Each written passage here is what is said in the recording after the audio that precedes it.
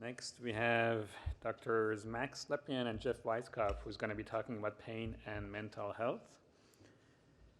Max is a clinical and health psychologist and lead psychologist of the Transitional Pain Service and Good Hope Ehlers-Danlos Syndrome Clinic at Toronto General Hospital. He's also a clinician investigator aligned with the Krembil Research Institute and assistant professor in the Department of Anesthesiology and Pain Medicine at the University of Toronto.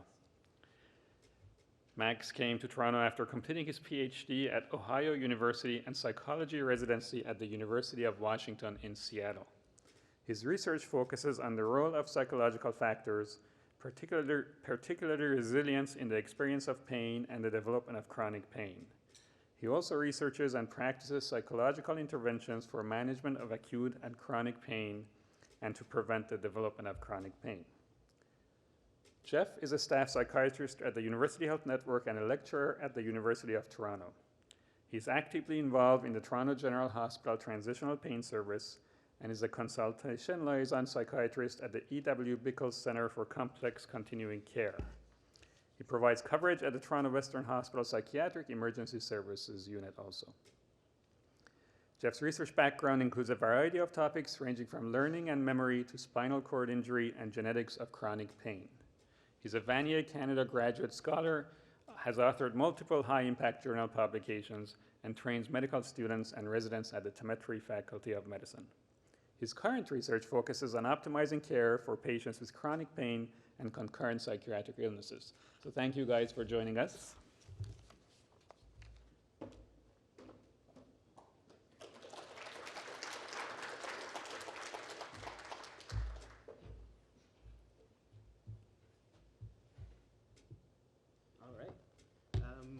Well, I'll try to stay over here so you can hear me.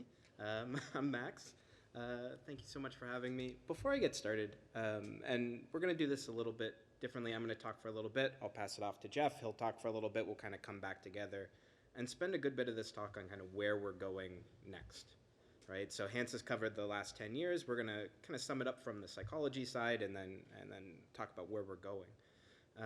But before I start, I just want to give a huge shout out to Hans, to Joel Katz, who's sitting there, to Eliza Weinreb, who couldn't be here today. And kind of, I came in as the lead psychologist, building on what's already been here. And we're continuing it forward and moving it in new directions and just really trying to continue to expand these programs to be able to reach more patients, to get it into more hospitals and increase that impact. So why was psychology involved in the first place? Right? So Hans talked about the triad of care. There was, I think, emotional numbing was mentioned on one of the slides. There were pain catastrophizing came up a couple times in Hans's talk, but the reason psychology got involved is because we know that psychological predictors are an enormous part of understanding chronic post-surgical pain. Right? And this is the decades of work that Joel Katz had been doing, that Joel and Hans did together. And so Hans spoke about a few of the statistics, but when we understand how people develop chronic post-surgical pain, it's a very complex picture. And I'm going to put on a diagram here that Joel Katz developed so you can see just how complex this picture can get, right? And you have preoperative, intraoperative, acute, postoperative. You have all of these different variables. This service was designed essentially to hit as many of these as we can, right? I'm going to focus in just a little bit, and this is part of that brief overview of the psychology side, and focus in on some of the psychological factors. And so I'm going to zoom in, literally, here on the preoperative and postoperative, and you can see here are some of those variables that Hans mentioned. We have catastrophic thinking about pain, state anxiety, depression. On the post-surgical side, we have catastrophic thinking about pain. We also have post-traumatic stress. Right. So what can we be reasonably sure of? We know that these variables are associated with poor outcomes after surgery, particularly depressive symptoms, particularly state anxiety.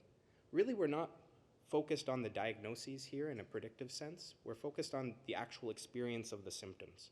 If people are acutely anxious right before surgery, in the aftermath of surgery, it's going to be associated with poor outcomes. If they're acutely depressed, if they're having a lot of active catastrophic thinking, if they think this is the worst thing that could possibly be happening, their pain's never going to stop, there's nothing they can do to manage it, they turn to the one thing they can, which is opioids, right? Because opioids work for managing acute pain. That's why we use them. That's why we continue to use them, right? But when we have that mindset, we continue to use those things in a maladaptive way. We also know there are some protective factors. People can learn to cope with their pain. They can learn to be confident that they can cope with their pain. That's self-efficacy, right? Optimism is a little the hit or miss with the evidence, but having the hope, the belief that the outcome's going to be good is generally associated with good outcomes. So the other side of this is that we started to develop an understanding that psychological interventions can improve post-surgical outcomes. Right? There was a recent meta-analysis published in Pain that showed pretty moderate size outcomes for pain intensity and pain-related disability 3 and 6 months after surgery, just with psychological interventions. That's not even the entire approach. So what are we doing at the TPS, right? We are a part of the multidisciplinary team as psychologists. It started with Dr. Weinrib, and then I came in, and I actually want to point out Katie Curtis, who did her fellowship here with the TPS as well as in the audience, and some others that have really been a part of this team. And we can't see everybody that Hans and the fellows see. We just don't have the bandwidth. Our interventions take too long, and we have an incredibly complex group of patients. And so we're able to rely on the fellows and on Hans to triage those that can best use our services. And we work together on that, right? We can touch base, we can understand we can help them understand where the behavioral issues are coming up that are interfering with care, right? To help us understand what their plan of care is from a medical side. We can intervene on those psychological risk factors. We can do intervene on catastrophic thinking, on anxiety, on depression, and strategies for just managing pain from a non-pharmacological perspective. So we use evidence-based behavioral interventions. I have here, on the previous slideshow, on Hans's slideshow, we had a different version of the acceptance and commitment therapy matrix. This is one from a paper that we put out. So we know that there are actually several different types of psychological therapy that are evidence-based for post-surgical pain management, primarily cognitive behavioral therapy and acceptance and commitment therapy. Our program, following Eliza's lead, is really based in acceptance and commitment therapy, which I don't have at all time to get into today, but I'm happy to answer questions or to speak more about. But it's about understanding what's important, what's meaningful for people, how are they moving towards those things, what's getting in the way, and how do they deal with those things as they come up, right? And how can we shift their focus from, I need this pain to go away, to, I want to do other things that are meaningful, even if I still have pain. And we really do have a flexible implementation. We have guidelines and we have manuals that our students work with, but we pull from different evidence-based interventions, including clinical hypnosis, mindfulness-based interventions, acceptance and commitment therapy, and cognitive behavioral therapy as well. So we have clinical practice-based evidence. I'm going to go through this quick so we can get to Jeff, but and the things we're doing now, but we have this practice-based evidence, the REBs that Hans put in and Joel put in right when the program started, that this works. Engaging in acceptance and commitment therapy is associated with reduced opioid use, with improvement in pain interference, reduction of depressed mood. Right. And then this is the full model, which includes acceptance and commitment therapy as well. It includes psychology as well. We have that half of opioid-naive patients, 1 in 4 opioid-experienced patients are fully weaned at 6 months, right? And that's from the data that Hans already presented. So we have this model, we have these interventions that we know work. They don't work for everyone, they don't work all the time. Sometimes the effects are a little more modest than we like. So what are we doing? This is a research institution.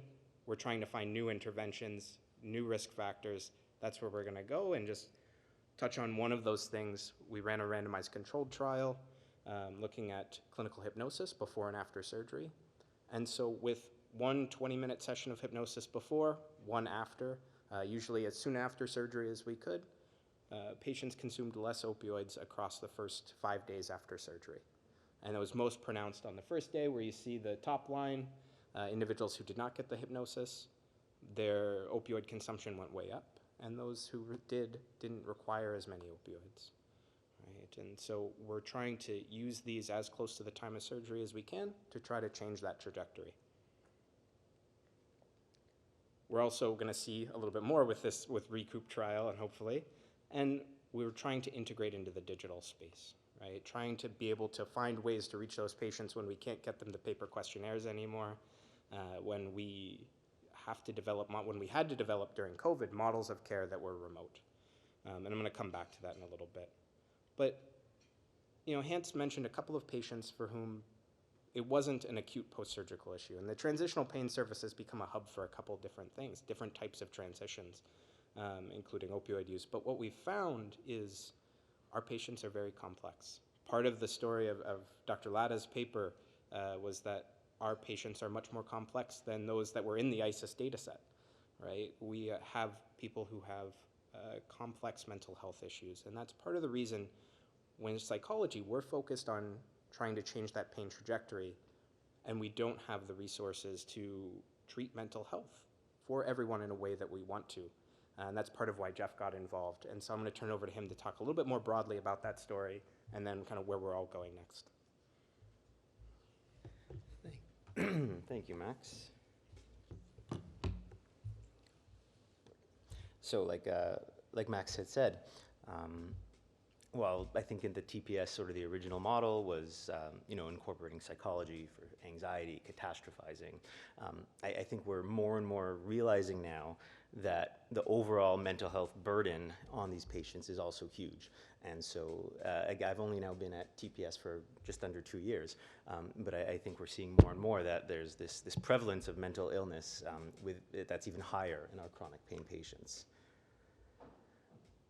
When we look at the financial burden of patients with chronic pain alone, I know this is a very common stat, I'm sure people have seen it before, where it's about $600 billion spent annually on healthcare costs for costs of healthcare, lost work time, lost productivity due to chronic pain. In Canada, $40 billion is spent annually on chronic pain. And the number is actually even greater in mental health. It's about $51 billion, and that's from, I think, 2008. So I imagine the number has probably crept up quite a bit even since then.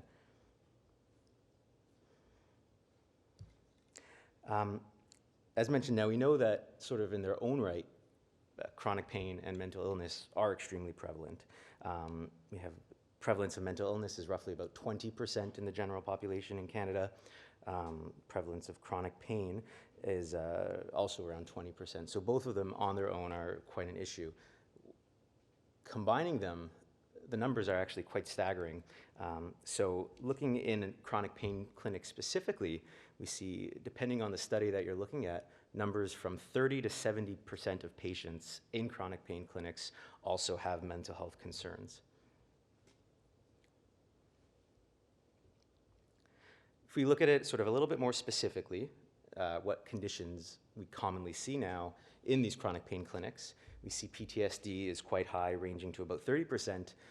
And some studies, if we look at, for example, war vets, they have up to 50% PTSD in chronic pain clinics, specifically for veterans. And MDD, the numbers are often around 40% in chronic pain clinics. GADs are around 25%. And there's a whole slew of other diagnoses that we also see at increased rates: bipolar disorder, somatic symptom disorder, adjustment disorder, a variety of personality disorders, substance use disorders, of course. And in fact, there's also studies that show that at least 25% of patients in chronic pain clinics actually have more than one mental health DSM diagnosis. There's a more recent study just done, and it actually showed very similar numbers in the US. And this was one just they published recently, so I opted to also put this in today. Here this was an American study. They used the NIHIS survey, which is sort of like a general healthcare consensus survey that they had sent out. They got 40,000 respondents, and they sort of, generalized that to the US population, and the numbers were quite similar. So what they found here is that out of 244 billion Americans, they estimated that roughly 20%, 50.2 million, probably had chronic pain. Sorry, clicker, there we go. When we look at the number of depressive symptoms, so in this study, in the survey, they sent out pain scores with pain lasting over 3 months, so looking for chronic pain. They also looked at depressive scores using a PHQ-8 and anxiety scores. Here in this study, they showed that about 42% of patients with chronic pain had depression versus only about 12% in the non-pain group. Oh, sorry, I'm gonna go back here. When we look at anxiety, again, they showed a higher prevalence with roughly about 43% of the patients in the pain group reporting anxiety versus also just about 11% in the general population. The authors in the study also found that patients in the depressive group, in the chronic pain group were using more anxiolytics and more antidepressants compared to the patients in the non-pain groups. They looked at severity as well. And as you can see, that the patients in the pain group reported there was about 4 times the amount of reports of moderate or severe depressive scores in the pain group, and the same holds true for anxiety scores as well. So patients with chronic pain are often taking higher doses or more frequently using antidepressants or anxiolytics, but then are also experiencing more severe depressive or anxiety symptoms.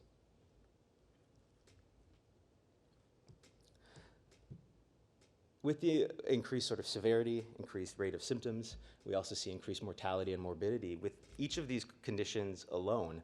And again, it sort of goes without saying that likely patients who are experiencing combined both mental health concerns and chronic pain are likely at higher risks. So we see that there's 2-fold increased risk of death, early death, in patients with either chronic pain or mental illness. Life expectancy is often reduced between 10 to 20 years with these patients. Both patients with chronic pain and mental health concerns are at increased risk of mortality from a variety of things, including cancer, cardiovascular disease, respiratory disease. There's a 2 to 3-fold increased risk of suicide in these patients, and increased risk of substance use. And so all of these things hold their own slew of risk factors, right? Making it really imperative that we start to recognize the comorbidity of these two conditions and start to try to treat them more aggressively. I'll pass it over to Max now. All right. So we have the TPS, we have the psychology work that we've been doing and the integrated team that's been able to change these trajectories for people. And we know the scope of the problem a little bit regarding pain and mental health and just how enormous this problem is. So where are we going and what are we doing with it? So Hans already alluded to this project. We call it the Advancing Online Psychology Tools for the TPS. This is our partnership with Manage My Pain, developing a digital self-guided version of our acceptance and commitment therapy program. And the issue here is that psychology is a limiting factor in the transitional pain service. We had the question about resources at other hospitals, right? There aren't even enough pain psychologists or pain specialty psychologists to staff large multidisciplinary clinics just in Ontario, right? So if every hospital that does a lot of surgeries wants a psychologist for the TPS, it's simply not feasible, right? So what are alternatives? So we were working to develop ideally a low contact, something that a physician working in a pain management setting at another hospital can use to help at least get some of those tools out, some of those things that we're working on. And so it's a digital version of our acceptance and commitment therapy intervention that we do based on the acceptance and commitment therapy matrix. And this summer, so we're in the process of developing, it's coming along. This summer we're starting a feasibility RCT in our own clinic to see how the outcomes compare to our psychologist-guided interventions. And we're gonna start rolling it out very soon. I also, in addition to this, we needed to find new risk factors. So I'm actually gonna point to a couple of Joel Katz's students who I see sitting back there. This one's Andrea Adernali's work looking at predictors of pain after cardiac and thoracic surgery. And we found a different risk factor that really stood out and actually was a stronger predictor than most of these other established psychological risk factors that we found. We've also found it in other studies. There's been some other work looking at this as well. This idea that it's about not just having the symptoms, it's not about the catastrophic thoughts, but it's about having the symptoms and being distressed by those symptoms, right? So having pain, being distressed about it, right? But that usually generalizes broadly. And so I'm going to go over this very quickly, but essentially what we found is using logistic regression models that controlling for all other surgical factors, right, as many as we could, other psychological predictors. This was the strongest predictor of risk of having more severe pain and worse pain-related disability 6 months after surgery. And so I think we're going to hear more about this as we start working on how do we intervene on this. This is something that's movable. This is something that we can intervene on and try to help shift that trajectory further. I'm going to spend a little bit more time on this one, and this is Joel's other student, Anna Weissman, who's sitting there. And so I'm also not going to give it its due credit because this is a wonderful paper and a very fascinating area of research. But essentially, a prospective study of individuals undergoing major surgery, another one of Joel's students measured their autobiographical memory specificity before surgery. So these are memories for one's personal past with spatiotemporal detail. And they completed the autobiographical memory test, and we used something called a generalized estimating equation to predict longitudinally presence of pain, yes or no, up to 12 months after surgery, and found that the more specific memories of pain that individuals could recall, so when presented with a cue like soreness or ache, if they recalled a memory that was specific, so it included spatial and temporal detail, the more of those they were able to generate, the less likely they were to have pain up to a year after surgery. Right? So this is something that's protective. And very interestingly, there is a training protocol. There's an intervention that we can use to address this. It's called memory specificity training. It was developed to target what's called overgeneral memory bias, which is seen in psychological disorders, particularly in post-traumatic stress disorder, major depressive disorder. And it's an evidence-based treatment for that, so we know that it's an established treatment. But we're going to look at it to see if it can prevent chronic post-surgical pain. If having specific autobiographical memories before surgery is associated with lower odds of having pain after surgery, can we change that? So this is kind of the first step. We're going to pilot it. We're starting soon, hopefully. First step towards hopefully a mechanism-based clinical trial. I was lucky enough to receive some funding from the International Association for the Study of Pain. So we're going to be getting that off the ground soon, and we're going to be partnering with some memory researchers from the Krembil Research Institute to also try to get those patients into an MRI, do functional MRI to understand better the actual mechanism here. And is this a causal risk factor for developing chronic pain? And then I will touch on this briefly, but another thing that we're working on, and kind of Hans talked about the early development of the TPS when people didn't know what the service was. And Hans and Eliza Weinreb were working on the wards, getting everybody to know what the TPS was. And Eliza was very involved in care on the wards. And with COVID and other shifts in how we're able to manage, we've kind of had to step back from that. And I think that's something we really need to get back involved with. And so we've been working on this 3 to 6 month time frame. Patients come in after surgery, they see Hans, maybe we catch some before surgery, and that's always the goal, or right from the ward. But, and then maybe they don't want to see a psychologist immediately. So we get to them as soon as we can, right? But if we can see them on the ward in that 0 to 2 week time frame, are we going to be able to move that trajectory further? And I think we will, and we're hopefully going to hear back about a project to hopefully be able to integrate more with the substance use treatment teams here at UHN and see if we can specifically target those individuals with complex mental health and substance use issues and severe pain while they're on the ward.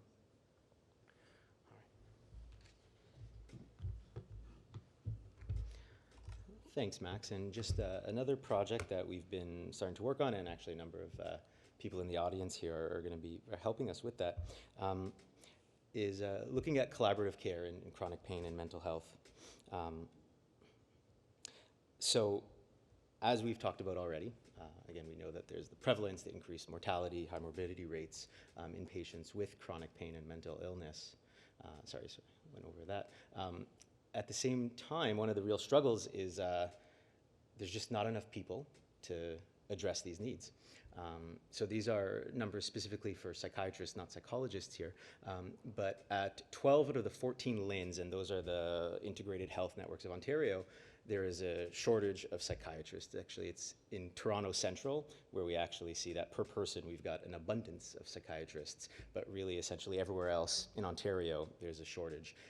What's worse is the number is actually expected to, the deficit, sorry, I should say, is expected to grow by another 10 to 15% over the next couple of years. And the other challenge is that there's sort of a lack of expertise, right? In terms of general psychiatry practitioners, general psychology practitioners, addressing people with chronic pain and mental illness is sort of a nuanced specialty that there's just sort of this lack of expertise overall with. We're looking at creating a model where we can actually really branch out and improve care for people beyond sort of the specific number that we're able to see, for example, at the TPS. So what is collaborative care exactly? It's more of a consultative model where we can use psychologists or psychiatrists are able to provide expertise, their expertise in both pain and mental health to clinics where they really don't have those resources or that expertise. Essentially, the model is, again, like I said, consultative. So it's really only in rare cases where the psychologist or the psychiatrist will actually go one-on-one working with the patient. Rather, the goal is to provide educational modules where we can teach the other primary care providers, basic strategies to get some of these started, whether it's psychotherapy or pharmacotherapy, while also sort of minimizing the amount of contact by consulting with the provider as opposed to seeing the patient. We're able to now impact the care of many more patients. Again, by providing educational modules, again, like I said, we can get treatment started at a much earlier time frame as opposed to waiting that 3 to 6 months or longer until they could actually see one of us. This model also allows us to provide care to underserved areas and then just places that really lack the scarcity of resources to directly refer to psychology or psychiatry. So we're really excited about getting this started. We're working on modules and a needs assessment now with the hope of really rolling this out to be an Ontario-wide program over time where we can really reach out to the max number of patients. I think that's our last slide. I think we maybe have a minute or two if anyone has any questions.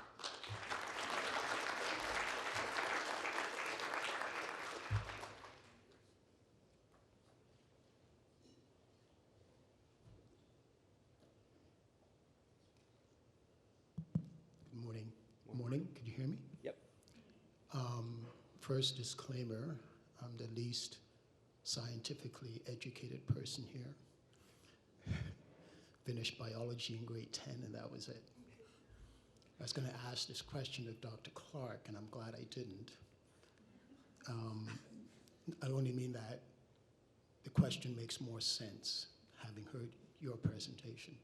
So I have 2 questions, but in the interest of time, I will ask one, and then you will tell me if we have time for the second. My first question, I know your answer would be yes, but I want to know, let's say on a scale of 1 to 10, what number you would give it as best as you can, right, in terms of its importance, 10 being the most important, but I know it won't be a 10 because the particular science, let's say the surgery, opioids, also has a value, maybe 3, 4, 5, but the maximum of all the different things are 10. You could get 10.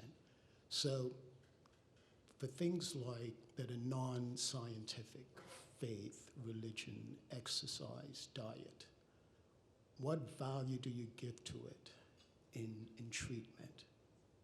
That's the first question.